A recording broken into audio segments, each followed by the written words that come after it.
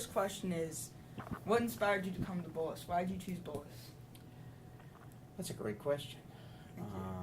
And it's probably, the answer is probably the same as what inspired you, you know? I think probably what inspired me the most about Bullis is during the process, I got a chance to come to Bullis, see the campus for the first time. And I kind of, although I didn't get to really talk directly to a whole group of students, I got to interact with some students and kind of see what the Bullis way was, you know, the Bullis way. And the Bullis way was pretty clear to me. First of all, every student I encountered had something to say to me.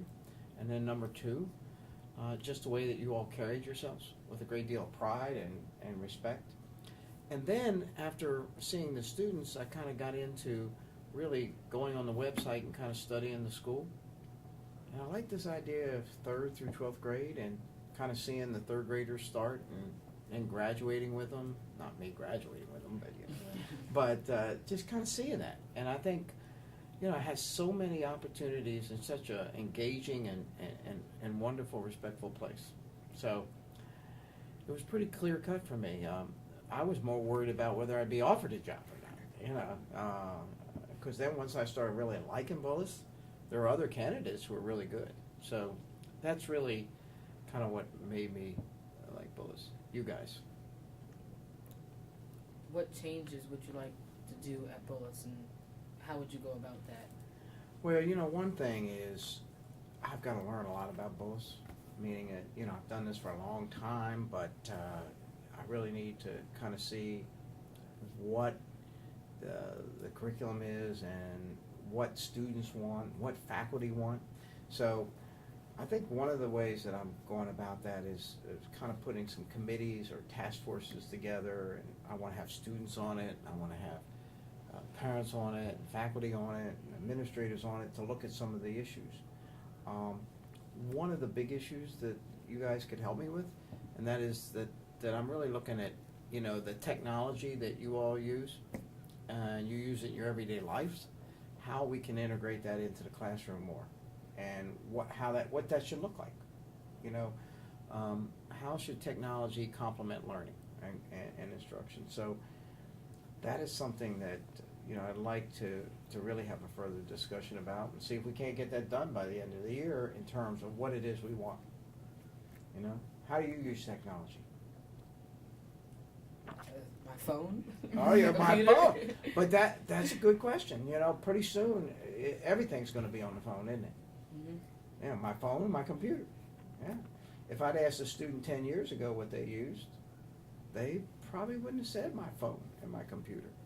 You know, so that's kind of where I'm looking at right now. Where'd you grow up? I grew up in Maryland. I grew up right outside of College Park, Hyattsville, which is by the University of Maryland. Mm-hmm. And I actually went to school, in public school. And yeah, I actually went to school. Yeah. Yeah. And I went to public school, and then I went to the University of Maryland. And so I've always, except for the time that I went to North Carolina for 10 years to work there in the school, I grew up in Maryland, lived in Maryland, and also worked in Maryland. So in this area, I like it a lot. What did you want to be when you were growing up? Well, I wanted to be a lawyer, and I was pretty clear I was going to be a lawyer. And something happened on the way. When I graduated from college, I got out. I got drafted in the Army. It was during the Vietnam War, and they were pretty much drafting anybody that could walk, you know. And so they drafted me. And when I got out of the service, it was in December, and I couldn't start law school until September, so I started substitute teaching. And I went into this class that was a middle school, and the class was out of control, and they had gone through 3 substitutes, and the principal says, I don't know how long you're going to last. Well, I lasted from December to June, and the principal said, you know, I'm wondering if you could stay on a little longer. And I said, I don't know. But I really liked the students I had, and some of them would be in my class the next year, So I said, okay, I'll give it another year. Well, another year became another year, and then finally I said, you know what? I like this. I'm not going to law school. Why do I want to be a lawyer? And so I decided that that was what I wanted to do, and that's what I did. What did you like about middle school? What I liked about middle school was the innocence that you all bring, the creativity, the sparkle that you have in your eye, like you have right now, Oh, thank you. and the sense that, you know, you just want to find out things, and you want to know, you're in between the lower school and the upper school, and you really and truly just have this sense of, you know, we can make the world right. So I really liked it. I taught middle school, and then I was a middle school principal. I was a middle school principal for 5 years, and I enjoyed that immensely. So, and I know you all just have a different kind of sparkle.